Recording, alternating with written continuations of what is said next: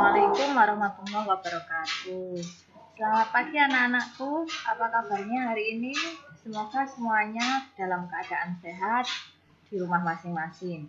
Kita bertemu lagi di pembelajaran kimia secara daring. Dan sebelum kita mulai pembelajaran, seperti biasanya marilah kita berdoa terlebih dahulu. Berdoa dimulai. Berdoa selesai. Oke. Terima kasih untuk yang sudah bisa hadir di pagi ini. Nah, untuk hari ini kita akan melanjutkan materi pertemuan kemarin ya nak ya.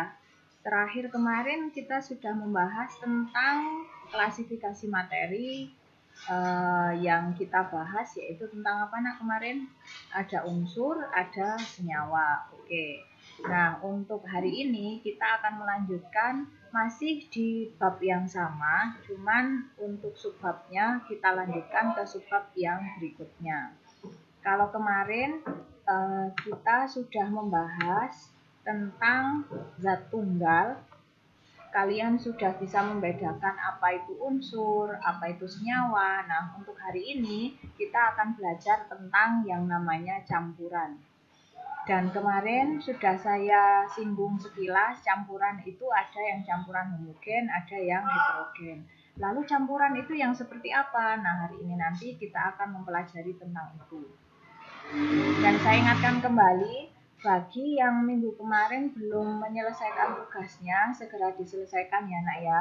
Langsung dikumpulkan di Google Classroom-nya. Kenapa? Karena memang penilaian yang saya berikan, saya ambil dari tugas yang kalian kumpulkan di Google Classroom. Oke, kita langsung ke materi tentang campuran. Kalian bisa melihat di layar.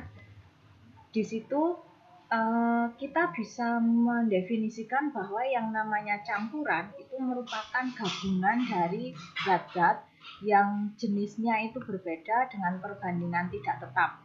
Atau bisa dikatakan juga seperti ini, bahwa campuran itu suatu materi yang terdiri atas dua zat atau lebih yang dia masih mempunyai sifat zat asalnya. Dan campuran itu sendiri dia dapat dipisahkan secara fisika. Campuran dibedakan menjadi dua, ada yang campuran jenisnya homogen, ada yang campuran jenisnya heterogen. Nah, campuran homogen itu seperti apa, Bu?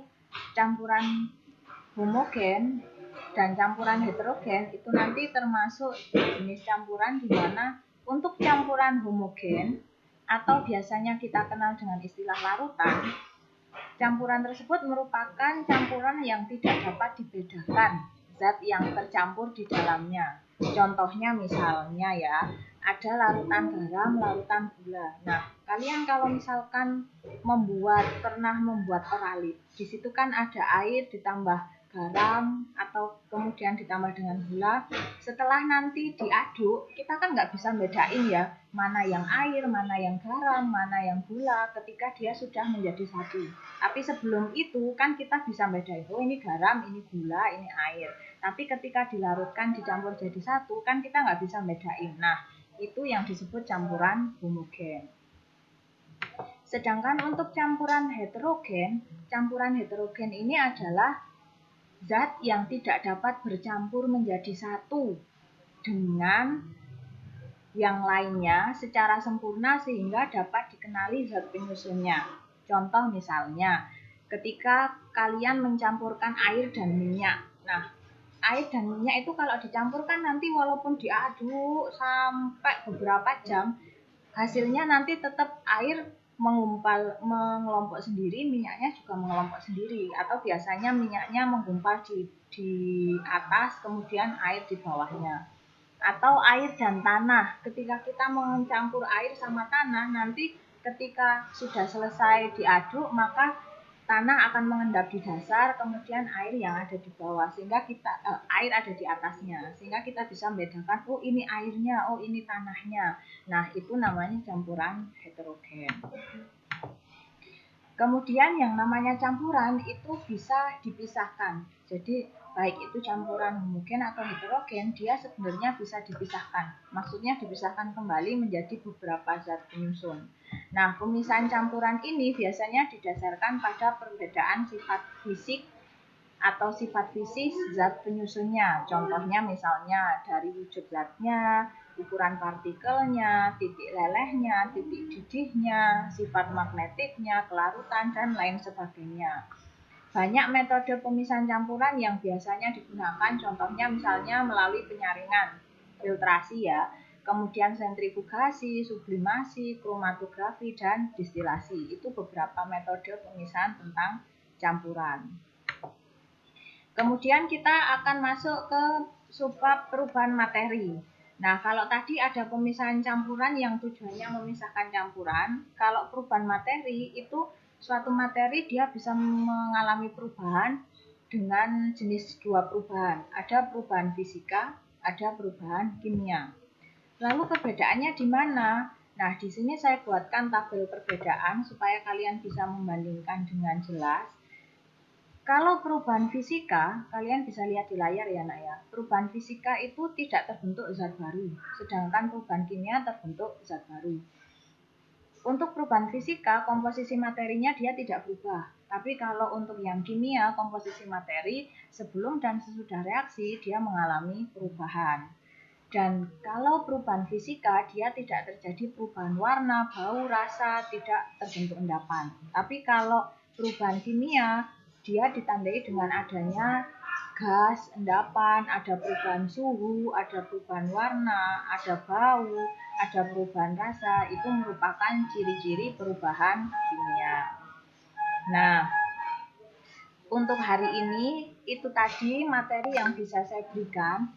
Terus supaya ini kan hanya konsep-konsepnya saja. Nah, untuk memahami konsep lebih dalam, kalian nanti silahkan membangun konsep sendiri.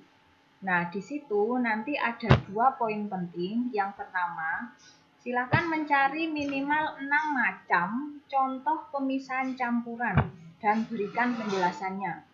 Nah, tadi kan beberapa sudah saya sebutkan ya, contoh pemisahan campuran itu ada kayak filtrasi, kromatografi, sublimasi. Nah, boleh pakai itu, boleh ditambahkan yang lain. Minimal 6 macam, silahkan dicari, kemudian carilah penjelasannya. Contoh misalnya filtrasi itu yang seperti apa, itu.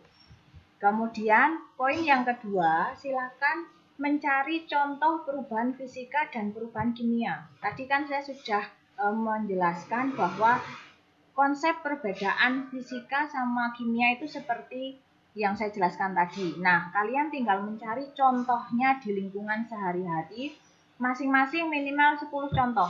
Jadi perubahan fisikanya 10, perubahan kimianya 10. Gampang, itu nanti banyak contoh di sekitar kita banyak. Silahkan itu nanti dicari supaya nanti konsep yang kalian dapat bisa lebih banyak dan utuh. Itu nanti yang bisa kalian kerjakan, silahkan dikerjakan di buku tulisnya masing-masing, buku tulis kimia. Dan ini nanti langsung dikumpulkan melalui Google Classroom-nya masing-masing. Jangan lupa untuk diserahkan ya. Ketika nanti tidak diserahkan, maka saya tidak bisa untuk menilainya. Karena kemarin ada beberapa tugas yang dia sudah diupload tapi belum diserahkan. Makanya saya tidak bisa menilainya. Sehingga jangan lupa untuk klik serahkan agar saya bisa menilai hasil dari tugas kalian. Untuk pembelajaran hari ini saya cukupkan.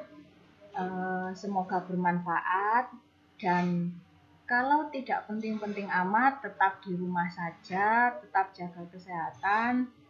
Semoga kita segera bisa bertatap muka yang normal.